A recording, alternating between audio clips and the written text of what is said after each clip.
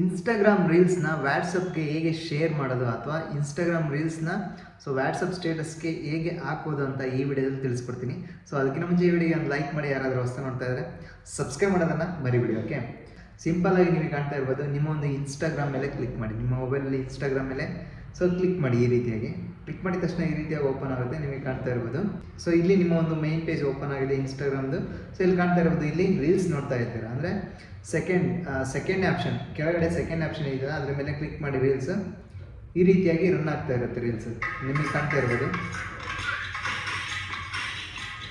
ಈ ರೀತಿಯಾದಂಥ ರೀಲ್ಸ್ನ ನಿಮಗೆ ಯಾವ್ದು ಇಷ್ಟ ಆಗುತ್ತೋ ಆ ರೀಲ್ಸನ್ನು ನೀವು ವಾಟ್ಸಪ್ ಸ್ಟೇಟಸ್ಗೆ ಇಟ್ಕೋಬೋದು ಅಥವಾ ಶೇರ್ ಮಾಡ್ಬೋದು. ಅದು ಹೇಗೆ ನಿಮಗೆ ಕಾಣ್ತಾ ಇರ್ಬೋದು, ಈ ರೀಲ್ಸ್ ರನ್ ಆಯ್ತಲ್ಲ. ಇಲ್ಲಿ ಈಗ ನೀವೇನು ಮಾಡ್ಬೇಕಂದ್ರೆ ಜಸ್ಟ್ ನಿಮಗೆ ಶೇರ್ ಆಪ್ಷನ್ ಕಾಣ್ತಾ ಇರ್ಬೋದು, ಆ ಶೇರ್ ಆಪ್ಷನ್ ಮೇಲೆ ಕ್ಲಿಕ್ ಮಾಡಿ.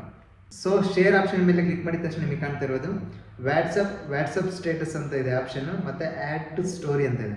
ನೀವು ಇಲ್ಲಿ ಏನು ಮಾಡ್ಬೇಕಂದ್ರೆ ವಾಟ್ಸಪ್ ಸ್ಟೇಟಸ್ ಮೇಲೆ ಕ್ಲಿಕ್ ಮಾಡ್ಬೇಕಂದ್ರೆ ಮೂರನೇ ಆಪ್ಷನ್ ಇದ್ರ ಮೇಲೆ ಕ್ಲಿಕ್ ಮಾಡಿ. ಈ ರೀತಿಯಾಗಿ ಕ್ಲಿಕ್ ಮಾಡಿದ ತಕ್ಷಣ ಜಸ್ಟ್ ಅದು ಲೋಡ್ ಆಗುತ್ತೆ, ವೆಯ್ಟ್ ಮಾಡಿ. ಕಂಪ್ಲೀಟಾಗಿ ಈ ರೀತಿಯಾಗಿ ವಾಟ್ಸಪ್ ಸ್ಟೇಟಸ್ಗೆ ಬಂದು ಕೂರುತ್ತೆ. ಇಲ್ಲಿ ನೀವು ಆ್ಯಡ್ ಕ್ಯಾಪ್ಷನ್ ಏನಾದರೂ ಇಟ್ಕೊಂಡು ಏನಾದರೂ ಟೈಪ್ ಮಾಡಿ ನಿಮ್ಮ ಅನಿಸಿಕೆನ. ಆ್ಯಡ್ ಕ್ಯಾಪ್ಷನ್ ಸ್ಟ್ರಾಂಗ್ ಅಂತ, ಓಕೆ,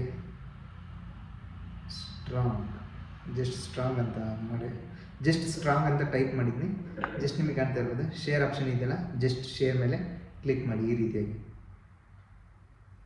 ಇನ್ಸ್ಟಾಗ್ರಾಮ್ ರೀಲ್ಸ್ನ ಈ ರೀತಿಯಾಗಿ ವಾಟ್ಸಪ್ ಸ್ಟೇಟಸ್ಗೆ ಶೇರ್ ಮಾಡ್ಬೋದು. ಈ ವಿಡಿಯೋ ನಿಮಗೆ ಖಂಡಿತ ಹೆಲ್ಪ್ಫುಲ್ ಆಗಿದೆ ಅಂತ ಅಂದ್ಕೊತೀನಿ. ಹೆಲ್ಪ್ಫುಲ್ ಆಗಿರೋ ಒಂದು ಲೈಕ್ ಮಾಡಿ, ಯಾರಾದರೂ ಹೊಸ ನೋಡ್ತಾ ಇದ್ದರೆ ಆ್ಯಸ್ ಯೂಶುವಲ್ ಈ ಒಂದು ಯೂಟ್ಯೂಬ್ ಚಾನಲ್ನ ಸಬ್ಸ್ಕ್ರೈಬ್ ಮಾಡೋದನ್ನು ಮರಿಬೇಡಿ. ಮತ್ತೊಂದು ವಿಡಿಯೋದಲ್ಲಿ ಮತ್ತೊಮ್ಮೆ ಸಿಗೋಣ.